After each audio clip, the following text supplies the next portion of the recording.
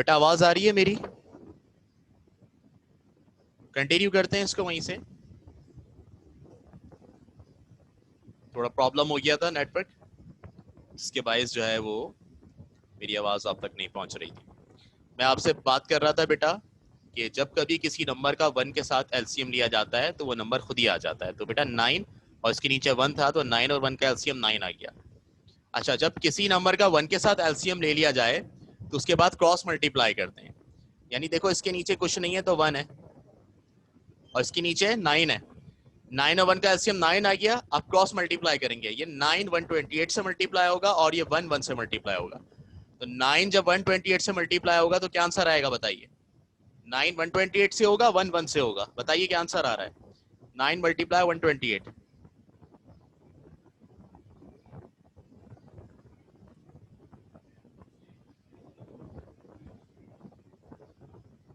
कितना आ रहा है बेटा? 1152। 1152 माइनस, और 1 1 से होगा बेटा, 1 1 सा 1 हो जाएगा। ठीक है। अच्छा, अब देखो, ये -1 अपॉन 1152 में से 1 माइनस होगा तो बचेगा 1151 अपॉन 9। ठीक है, ये -1 ऐसे ही लिखा हुआ है बेटा। ये जो डिवाइड है, मैं डिवाइड को मल्टीप्लाई में चेंज कर रहा हूं। मैंने आपको बताया था कि जब आप डिवाइड से मल्टीप्लाई में चेंज करते हैं तो नीचे वाली जो फ्रैक्शन होती है वो रेसिप्रोकल हो जाती है, पलट जाती है।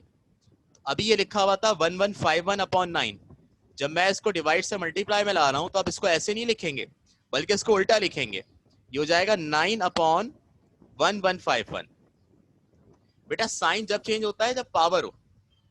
साइन जो है जब चेंज होता है जब आप डिवाइड से मल्टीप्लाई में ला रहे हो और वेरिएबल के ऊपर पावर लगी हुई हो। यहाँ वेरिएबल नहीं है, ठीक है। तो यहाँ ये रूल अप्लाई होता है कि जब आप किसी फ्रैक्शन को डिवाइड से मल्टीप्लाई में चेंज कर रहे होते हैं तो वो फ्रैक्शन पलट जाती है।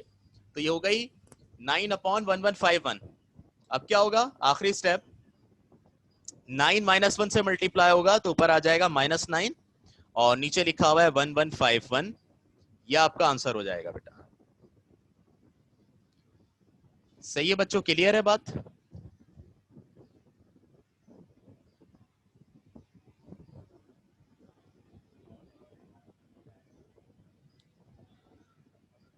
अब एक पार्ट मैं और कराऊंगा डिवाइड वाला 5, ताकि अगर किसी को एलसीएम में कंफ्यूजन है ना तो वो क्लियर हो जाए यहां पर मजीद।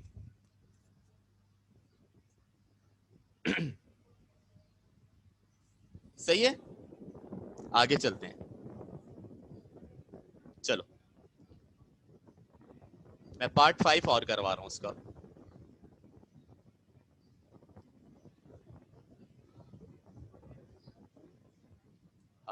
मरियम बेटा, इसको और डिवाइड नहीं करेंगे बच्चे, ये कैंसिल नहीं हो रहा। देखो, ये सेम सेम टेबल में नहीं आते हैं ना दोनों, 9 और 1151। ये आते हैं,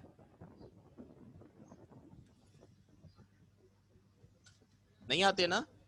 हाँ, तो बस इसको यहीं छोड़ देंगे, पॉइंट में नहीं देंगे आंसर इसका। ठीक है, चलो 5 की बात करते हैं बेटा। 3x² y upon z minus bc upon x plus 1 when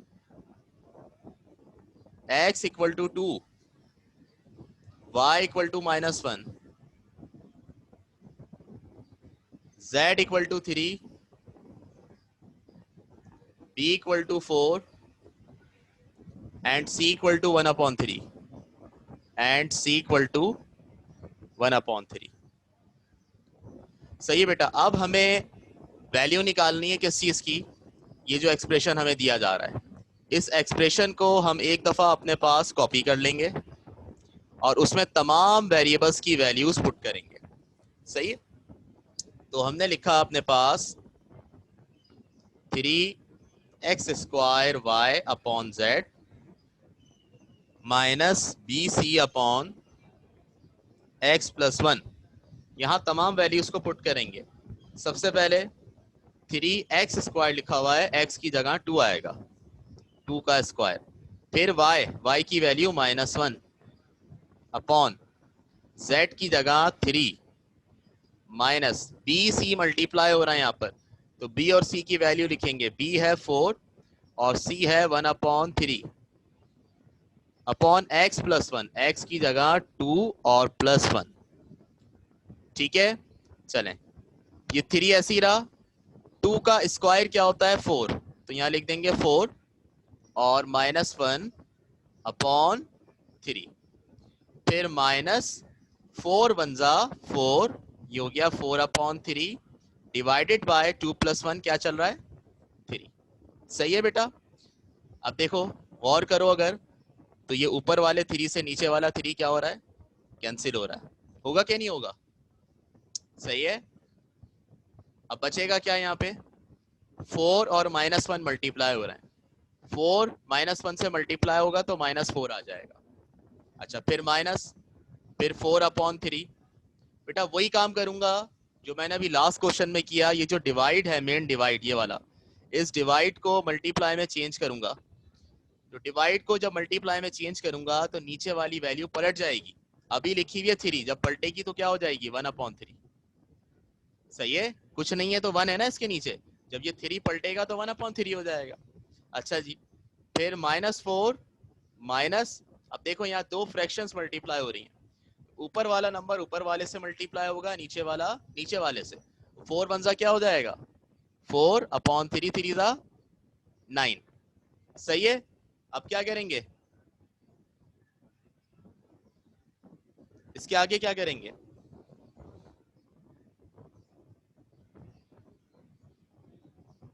LCM, LCM लेंगे, बिल्कुल।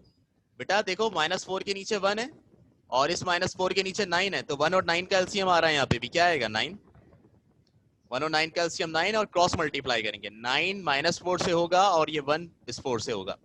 बेटा जब 9 4 से होगा, 9 4 36 होता है, तो ये -36 हो जाएगा, तो ये माइनस ऐसे ही रहा, ये 1 4 से होगा, 1 4 4। तो ऊपर आंसर क्या आएगा, जब दोनों टर्म्स के साइन सेम हो तो उनको ऐड किया जाता है, तो यहाँ पर सेम है तो 36 और 4 को ऐड करेंगे 40 हो जाएगा, और बड़े नंबर की साइन लगेगी यहाँ पर, यानी माइनस, तो आपके पास आंसर आ गया -40/9। ओके बेटा, क्लियर है बात।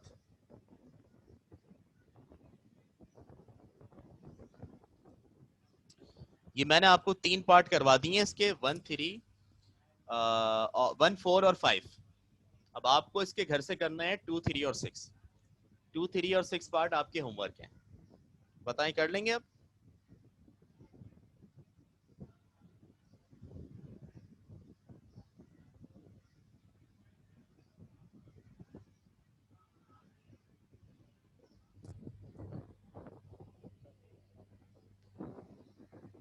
चलो ठीक है, तो अब मैं इसका क्वेश्चन नंबर 2 करवाता हूँ।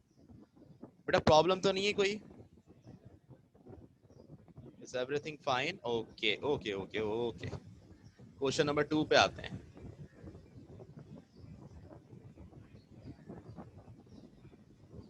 टू में कह रहा है इफ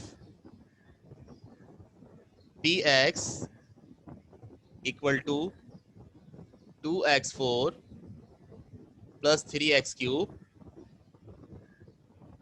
-x -5, फिर कह रहे हैं देन फाइंड p -2। बेटा इस सवाल में p का मतलब क्या है, p जो यूज हो रहा है यहाँ पर, dx p -2, what does it mean.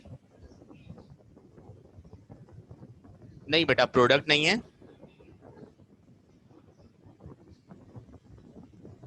अभी पढ़ के आए हो पिछली एक्सरसाइज के अंदर। नहीं बेटा वेरिएबल तो x है चंदा, इसमें वेरिएबल x है।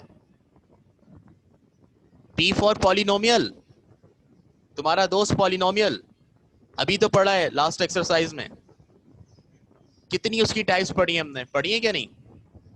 p फॉर पॉलिनोमियल और p ऑफ x का मतलब इसको पढ़ते हैं यूं, p ऑफ x, क्या पढ़ते हैं बेटा, p of x, p of x का मतलब polynomial of x, polynomial of x। यानी ऐसा पॉलिनोमियल जिसमें वेरिएबल x है। समझ आई? लिखने लिखने की टेक्निक समझ में आई? p ऑफ x का मतलब पॉलिनोमियल ऑफ x, यानी ऐसे पॉलिनोमियल की बात हो रही है जिसमें वेरिएबल x इस्तेमाल हो रहा है। चले जी, समझ में आ गई बात। पॉलिनोमियल ऑफ x दिया हुआ है आपको 2x4 plus 3x³ minus x minus 5। आगे क्या कह रहे हैं? कह रहे हैं देन फाइंड पॉलिनोमियल ऑफ -2। क्या मतलब हुआ भाई? पॉलिनोमियल x लिखा हुआ था, या x की जगह -2 क्यों लिख दिया? तो बेटा इसका मतलब इनका यह है कि आप फाइंड करें, आप मालूम करें वैल्यू किस चीज की, x की जगह -2 पुट करके इस पॉलिनोमियल की वैल्यू मालूम करें। ठीक है, find value of polynomial when x is equal to -2। बताओ समझ में आई ये सवाल की बात? आपने इस पॉलिनोमियल की वैल्यू निकालनी है। कैसे निकालनी है? पिछले सवालों में, पिछले पार्ट्स में वैल्यूज दी जा रही थी अलग से। अब इन्होंने लिखने का स्टाइल चेंज किया है, आपको सिखाने की कोशिश की है कि वेरिएबल की वैल्यू लिखने का स्टाइल ये भी होता है कि ब्रैकेट में भी लिखी जाती है। तो हम क्या करेंगे, हम यहाँ पर उतारेंगे ये px equal to 2x4 plus 3x³ minus x minus 5। अब x की जगह -2 पुट कर रहे हैं तो ये हो जाएगा p -2 इक्वल टू 2, जहां जहां x नजर आएगा वहां वहां -2। यहाँ पर भी -2, पावर 4 ऐसी रही, प्लस 3, फिर x की जगह -2, पावर 3 ऐसी रही, माइनस, फिर x की जगह -2, फिर माइनस का 5। सही है? p -2 निकालना है, ऐसी रहेगा, 2 ऐसी रहेगा। बेटा मैंने बताया है जब ब्रैकेट के ऊपर इवन पावर हो तो इवन पावर से माइनस की छुट्टी हो जाती है। इवन पावर माइनस को खा जाती है। इवन पावर और माइनस की दुश्मनी है, दोनों एक दूसरे को खत्म कर देते हैं। तो पावर 4 इवन है, इवन पावर से माइनस खत्म हो जाएगा। मुझे बताइए 2 की पावर 4 का आंसर क्या आएगा? 2 की पावर 4 किसके बराबर होती है? यस, 16 के बराबर। तो हम अब ब्रैकेट में क्या लिख देंगे? यहाँ 16 प्लस 3। बेटा यहाँ पावर ऑड है तो ऑड पावर से माइनस खत्म नहीं होता, तो माइनस ऐसे ही रहेगा, ब्रैकेट में माइनस ऐसे ही रहेगा। 2 का क्यूब क्या होता है? 2 का क्यूब 8 होता है। चलें, माइनस माइनस प्लस 2 और माइनस का 5, p -2 इक्वल टू 16 को 2 से मल्टीप्लाई करें, आंसर आएगा 32, प्लस माइनस माइनस 3 8 जा 24 प्लस 2 माइनस का 5, p -2 इक्वल टू 32 में से 24 माइनस होगा, 8 बचेगा, 8 प्लस 2 10, 10 माइनस 5 5। तो आपके पास इस पॉलिनोमियल की जो वैल्यू आई है x -2 रखने पे, वो कितनी आई है? वो 5 आई है। बोलो बेटा, ये वाली बात समझ में आई?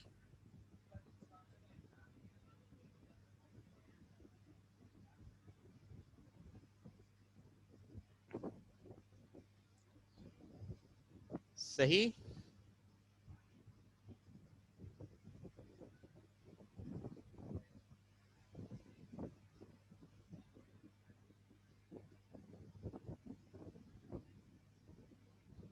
ओके बेटा, आगे चलते हैं। अब छोटे छोटे सवाल हैं। क्वेश्चन 3 देखते हैं अब। Question number 3, if q equal to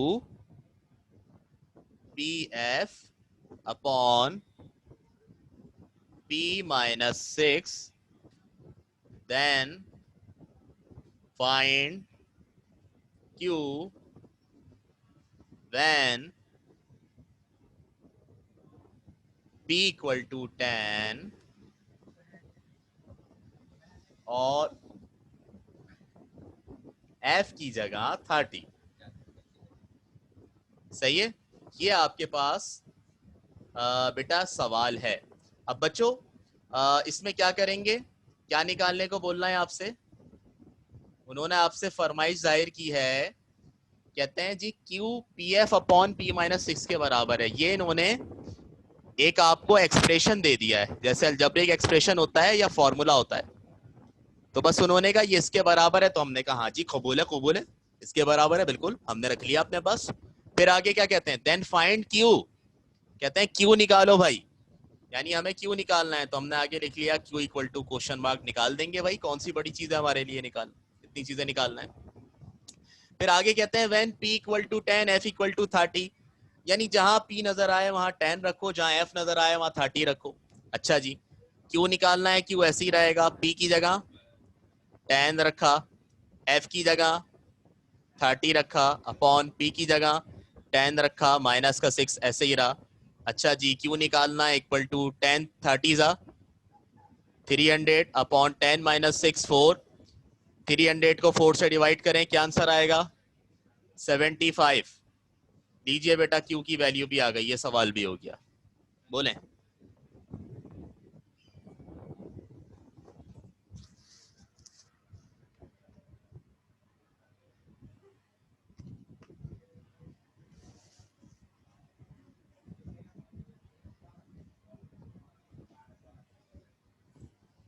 बस बेटा ये अल्फाबेट्स दिए हुए ऐसी एफ पी वगैरह, एक फॉर्मूला बना के दिया हुआ है, उसमें उन्होंने एक अल्फाबेट यूज किया हुआ है, बस उसकी वैल्यू पुट करनी है, होगा कोई वेरिएबल, ये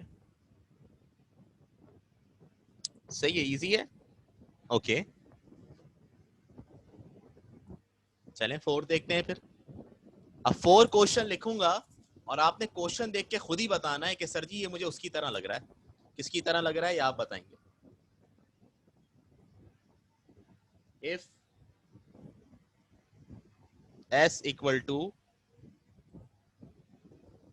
n upon 2a plus n minus 1 d, find, अच्छा 5 को देख के बताएंगे किसी क्वेश्चन की तरह लग रहा है, 4 को देख के बताएं कि कौन सा सिंबल इसमें से आपने देखा हुआ है अभी recently. Find the value of s when n equal to 5, a equal to 2 and d equal to 3। हाँ ये ए का सिंबल एक्सेलरेशन आपने देखा है, मगर यहाँ पे ए एक्सेलरेशन नहीं है, ये फॉर्मूला फर्स्ट ईयर में यूज होता है, फर्स्ट ईयर की मैथ्स में chapter number 6 sequences and series arithmetic progression topic का नाम है। अगर कभी पहुंचो फर्स्ट ईयर, मतलब अल्लाह करे पहुंचो, मतलब बहुत से लोग ऐसे होते हैं ना कि वो आगे जाके जो है वो नहीं पढ़ रहे होते हैं इंजीनियरिंग, तो जब आप फर्स्ट ईयर की इंजीनियरिंग की मैथ्स पढ़ेंगे तो उसके अंदर ये टॉपिक है, वहां पर वहां ये पूरा फॉर्मूला है सम ऑफ अर्थमेटिक मीन का, ठीक है। वहां पर एस का मतलब डिस्टेंस नहीं है, ए का मतलब एक्सेलरेशन नहीं है, बस ऐसे ही मैंने पूछा आपसे कि आपको किसकी तरह लग रहा है ये। बहरहाल क्या फरमा रहे हैं, एस बराबर है इसके, फॉर्मूला दिया हुआ है उतार लेंगे हम, S equal to N upon 2a plus N minus 1 D, ठीक है। फिर कह रहे हैं find the value of S, क्या निकालना है, एस निकालना है। अच्छा when N equal to 5, N 5 दिया हुआ है, ए 2 दिया हुआ है और डी 3 दिया हुआ है, सही है बेटा। अब ये आपके पास जो फॉर्मूला है इसकी मदद से आपको एस निकालना है, तो एस को तो ऐसे ही छोड़ेंगे, बाकी वैल्यूज पुट करेंगे। एन कितना है 5, एन की जगह 5 आ गया। अच्छा जी, फिर 2a लिखा हुआ है, 2 ए की जगह क्या आ जाएगा 2 आ जाएगा, प्लस फिर एन लिखा हुआ है, एन की जगह आ जाएगा 5, फिर -1, फिर डी की जगह 3, सही है। एस इक्वल टू ये 5 अपॉन 2 आपके पास ऐसे ही रहा, 2 2 जा 4 हो गया, प्लस फिर 5 -1 4 और ये आपके पास 3, सही है। अच्छा जी अब क्या करेंगे, S equal to 5 upon 2 bracket में 4 प्लस 4 3 जा 12, अब आप सिंपल ब्रैकेट भी लगा सकते हैं, 4 प्लस 12 16। एक तरीका तो ये इसको सॉल्व करने का कि आप 16 को 5 से मल्टीप्लाई करें, आएगा 80, 80 को 2 से डिवाइड करें तो 40 आ जाएगा, और एक तरीका ये है इसको यहाँ पे कैंसिल कर दें, 2 1 जा 2 और 2 8 जा 16, 8 5 जा 40 हो जाएगा, एक तरीका ये भी है। दोनों में से किसी भी तरीके से कर सकते हैं, सही है।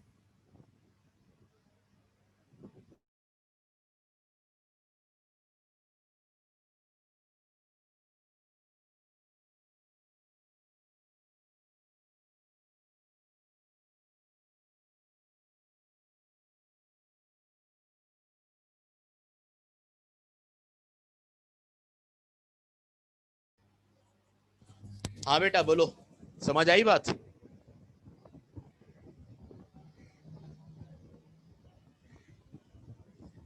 कोई कंफ्यूजन इन सवालों के अंदर?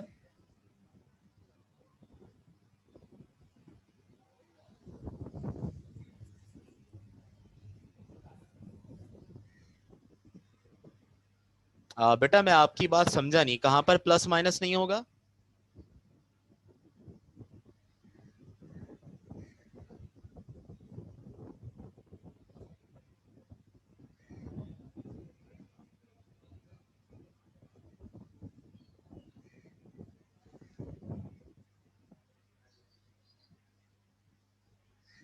5 - 1 लिखा हुआ है ना, तो बेटा 5 - 1 4 के बराबर है, सिंपल।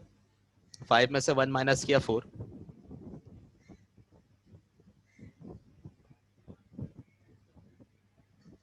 तो वाज़ेह तौर पर लिखा हुआ है कि 5 में से 1 निकालना है, तो 5 में से 1 निकाल दिया हमने, 4 आ गया, ठीक है।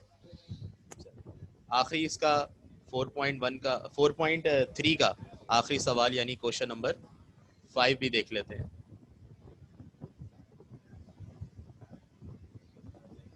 Question number 5, if s equal to v not t plus half a t square, find the value of s when v not equal to 0, t equal to 4 and a equal to 5। Yes, मुझे इसी जवाब की उम्मीद थी नूरुल ऐन, लेकिन थोड़ा सा गलत कर रही हो। देखो, एक जुमला अपना सही करो बेटा। ये किस इक्वेशन की तरह लग रही है इक्वेशन जो दी हुई है इसमें? फिजिक्स से भी रिलेट हो रहा है भाई। मैं फिजिक्स पढ़ रहे होते हैं तो उधर मैथ आ रही होती है, मैथ पढ़ रहे हैं तो इधर भी फिजिक्स आ गई। यस, ये सेकंड इक्वेशन ऑफ मोशन है पूरी। S equal to V I T plus half A T square होता है।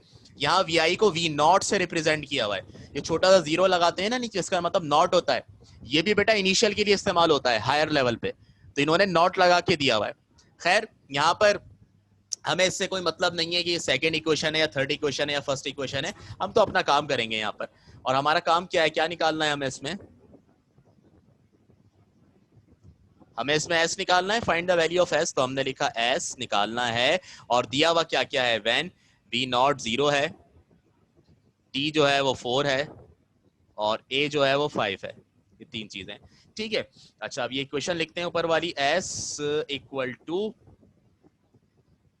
We not T plus half A T square. S निकालना है, वी नॉट की जगह क्या पुट करेंगे, 0।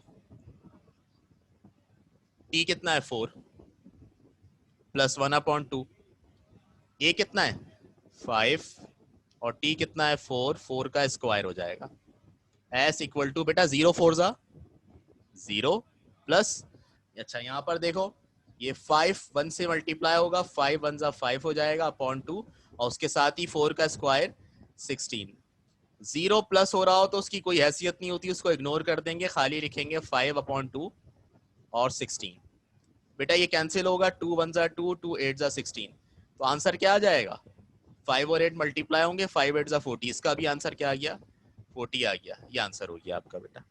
खत्म एक्सरसाइज 4.3। अब जो पार्ट आपको दिए हैं, पार्ट 2 3 और 6 वो कर लीजिएगा,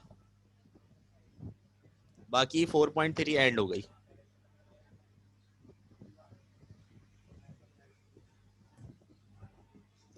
कोई कंफ्यूजन है बेटा? कोई कंफ्यूजन नहीं है तो हम बस 4.4 स्टार्ट करते हैं और उसका एक सवाल करते हैं आज।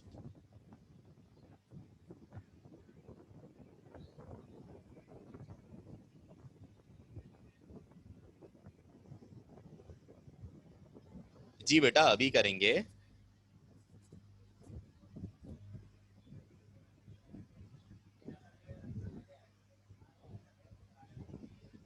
अच्छा जी, इंटरेस्टिंग है। हाँ, इंटरेस्टिंग तो बहुत है।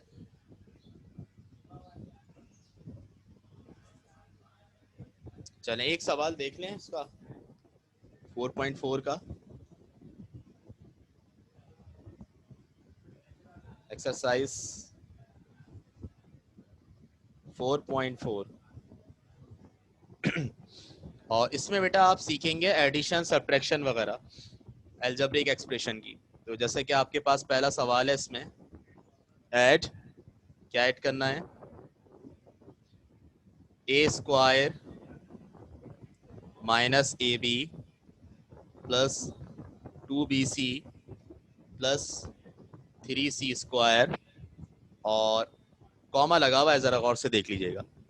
फिर 2ab plus B square minus 3bc minus 4c square, और फिर एंड एक और एक्सप्रेशन दिया हुआ है, A B minus 4bc plus C square minus A square. बेटा ये कितने अलजेब्रिक एक्सप्रेशन है जो आपको दिए हुए, कितनी तादाद है इनकी?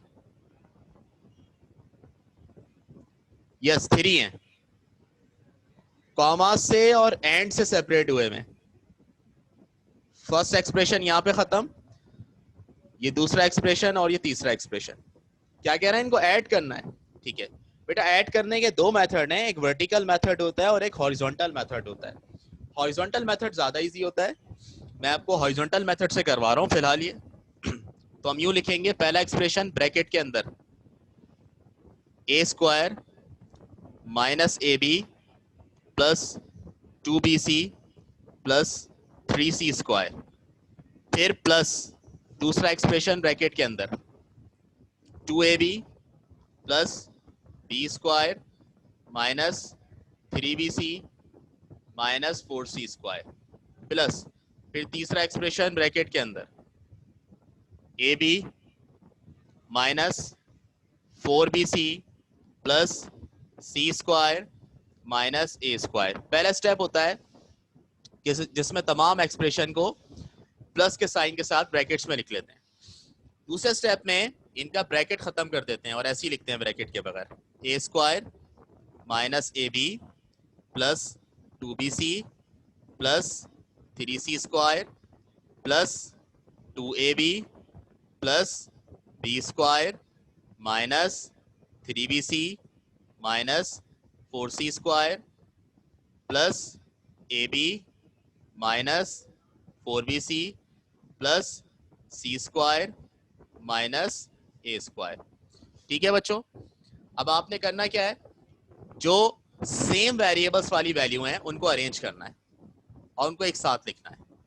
जैसे कि ये ए स्क्वायर वाली वैल्यू है, तो अब मैं इसके साथ ढूंढूंगा कोई ए स्क्वायर वाली वैल्यू मिल जाए बेटा, यहां से ढूंढना शुरू करूंगा और ये मुझे एंड में मिल गई माइनस ए स्क्वायर, तो मैंने इसको साथ लिख लिया। समझ रहे हो बात को? सेम वैल्यू साथ लिखनी है। दूसरी वैल्यू है माइनस ए बी लिखा। अब मैं पूरी लाइन में ढूंढूंगा कि ए बी वाली कोई वैल्यू मिल जाए मुझे। तो मैं जब आगे बढ़ा तो मुझे पहली वैल्यू मिली प्लस 2ab, तो मैंने यहाँ पे लिख दिया प्लस 2ab। फिर इसी तरह और आगे बढ़े तो एक और वैल्यू मिली ए बी वाली प्लस ए बी। फिर और आगे बढ़े तो और कोई वैल्यू नहीं मिली। जितनी वैल्यूज मिलेंगी सेम वेरिएबल की वो आप यहाँ पर लिख देंगे। ठीक है, ए बी वाला हो गया। अब आते हैं नेक्स्ट वैल्यू पे, प्लस 2bc लिखा हुआ है तो मैंने लिखा प्लस 2bc। अब आगे देखना शुरू करो कि bc वाली कोई वैल्यू है क्या? मुझे तो नजर नहीं आ रही, आप बताएंगे भाई, आप लोग बताएंगे। 2bc के आगे से देखना शुरू करें एंड तक। यस 3bc, हाँ ये माइनस 3bc और माइनस 4bc एक और। ठीक है, bc हो गया। अब सी स्क्वायर वाले पे आते हैं, प्लस 3c²। आगे देखो कोई और वैल्यू है c² वाली, ये रही, माइनस 4c² प्लस c²। आई बात समझ में? अच्छा, अब उसके बाद क्या है, ये 2ab हो चुका है और b² वाली वैल्यू नहीं हुई। कौन कौन सी रह गई है? एक b² रह गई है, ये b² ऐसी लिख देते हैं। और कौन सा रह गया है? बाकी तो सब हो गए। 1 2 3 4 5 6 7 8 9 10 11 12 1 2 3 4 5 6 7 8 9 10 11 12 12 वैल्यूज हो गई पूरी। अब बेटा इनको सॉल्व करना शुरू करेंगे। पहले देखेंगे कुछ कैंसिल हो रहा है क्या। दो वैल्यूज हैं जो कैंसिल हो रही हैं, प्लस का स्क्वायर और माइनस का स्क्वायर कैंसिल हो रहा है। ठीक है, प्लस का स्क्वायर माइनस का स्क्वायर कैंसिल, और इनमें क्या होगा, माइनस ab और प्लस 2ab और प्लस ab। बेटा देखो ये प्लस 2ab है, ये प्लस 1ab है, ये ऐड होंगे दोनों। 2ab और 1ab कितना हो जाएगा? 3ab।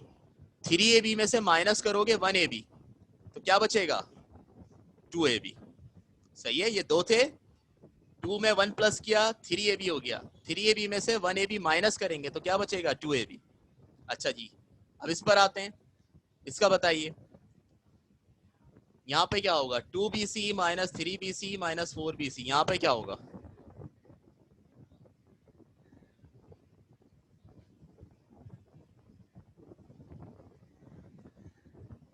बेटा पहले सेम जो सिग्नेचर वाले हैं ना, सेम साइन वाले जो है ना, उनको आप कर लेते हैं ऐड। सुन लीजिए मेरी बात, लिखा हुआ है आपके पास 2bc minus 3bc minus 4bc। 2bc को ऐसे ही छोड़ेंगे। यहाँ पर देखें इन दोनों के साइन सेम है, माइनस 3bc माइनस 4bc। जब टर्म्स के साइन सेम होते हैं तो उनको ऐड किया जाता है, तो ये 3 और 4 मिलकर कितना हो जाएगा? 7bc होगा, और साइन बड़े नंबर की लगेगी यानी माइनस की। अब ये दो टर्म्स आ गई, एक प्लस की एक माइनस की है। तो जब एक टर्म प्लस की हो एक माइनस की हो तो क्या करते हैं, ऐड या सब्ट्रैक्ट? जब सब्ट्रैक्ट करते हैं तो 7bc में से अगर 2bc सब्ट्रैक्ट करते हैं तो क्या बचेगा? 5bc बचेगा, और साइन कौन सा लगेगा? बड़े नंबर का, 7 का साइन माइनस। तो बेटा इसका आंसर हमारे पास आएगा माइनस का 5bc। साइन को देखते हुए करना है आपने, 9bc इसका आंसर नहीं है। बोलो बात समझ में आई? यहाँ करके दिखा दिया मैंने ऊपर इसलिए।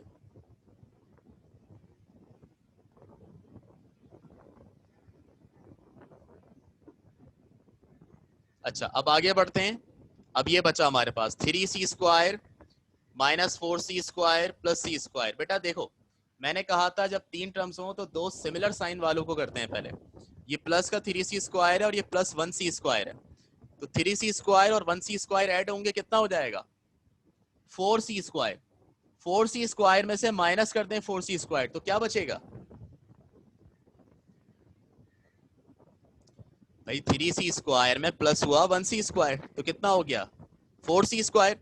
4c² में से जब 4c² माइनस करेंगे, बेटा 2 में से 2 माइनस करते हैं तो 0 बचता है, 3 में से 3 माइनस करते हैं 0 बचता है। तो बच्चों 4c² में से जब 4c² ही माइनस कर दोगे तो क्या बचेगा? 0 बचेगा ना। 0 का मतलब है लिखने की जरूरत नहीं है। ठीक है, ये खत्म हो गया पूरा। आगे आइए, आगे एंड में क्या बचा हुआ है? b²। तो यहाँ लिख दिया b², ये आपका आंसर हो गया बेटा। सही है, समझ आया?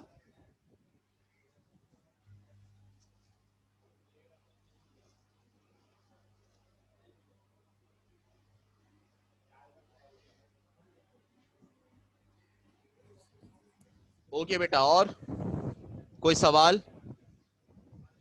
अब इसका जो है ना, आपने 4.3 का तो मैंने आपको होमवर्क दिया है, क्वेश्चन नंबर 1 का 2, 3 और 6 पार्ट। 4.4 का मैं आपको दे रहा हूँ, क्वेश्चन नंबर 1 का 2 और 3 पार्ट आपने करना है, यानी टोटल 5 पार्ट आज आप करेंगे घर में। मैं बता देता हूँ आखिरी स्टेप। बेटा ये a² से a² कैंसिल हो गया, ये एक प्लस का था एक माइनस का था। अच्छा फिर क्या किया, तीन एक जैसी टर्म है ab वाली, ये माइनस ab, ये प्लस 2ab और ये प्लस ab। इनमें इनके साइन सेम है, पहले जिनके साइन सेम है उनको करते हैं। तो बेटा ये प्लस 2ab और प्लस ab कितना हो जाएगा, 2ab में 1ab ऐड करेंगे तो 3ab हो जाएगा, 3ab में से 1ab माइनस करेंगे तो 2ab हो गया। सही है। अब आओ इस bc वाले पर, ये तीन टर्म, इनमें इन दो के साइन सेम है। जब साइन सेम हो तो जो वैल्यूज होती हैं वो ऐड होती हैं। देखो मैंने यहाँ पर किया है, -3bc और -4bc हो जाएगा -7bc, 3 और 4 ऐड होके 7bc, फिर 2bc और -7bc, इनके साइन चेंज हैं तो इनको सब्ट्रैक्ट करेंगे, 7bc में से 2bc निकाल देंगे, 5bc बचेगा और बड़े नंबर की साइन माइनस लग जाएगी, तो ये हो गया -5bc, और आखिर में प्लस b स्क्वायर बचा हुआ ऐसे ही लिख दिया। ठीक है। अच्छा इसका क्या हुआ है, ये कहाँ गायब हो गए बेटा, ये ऐसे गायब हो गया है कि 3c स्क्वायर और 1c स्क्वायर मिलकर हो रहे हैं 4c स्क्वायर, और यहाँ पे लिखा हुआ है -4c स्क्वायर, तो 4c स्क्वायर में से -4c स्क्वायर माइनस हो जाएगा, 0 बचेगा, इसलिए 0 लिखने की जरूरत नहीं है। ये हुआ है।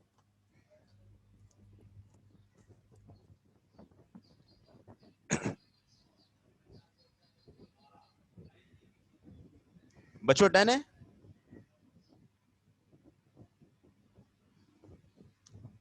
कोई और सवाल किसी का?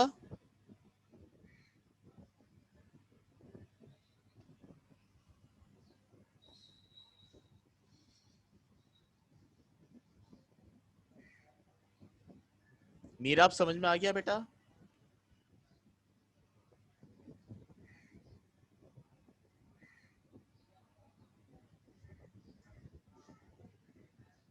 चलो ठीक है, फिर हम यहाँ पे इसको खत्म कर रहे हैं बेटा, और अब इंशाल्लाह मैथ्स की क्लास तो नेक्स्ट वीक ही होगी। सही है। अब नेक्स्ट क्लास में इसको आगे लेके चलेंगे, होमवर्क कर लीजिएगा, कोई प्रॉब्लम हो तो पूछ लीजिएगा। ठीक है, थैंक यू, अल्लाह हाफिज।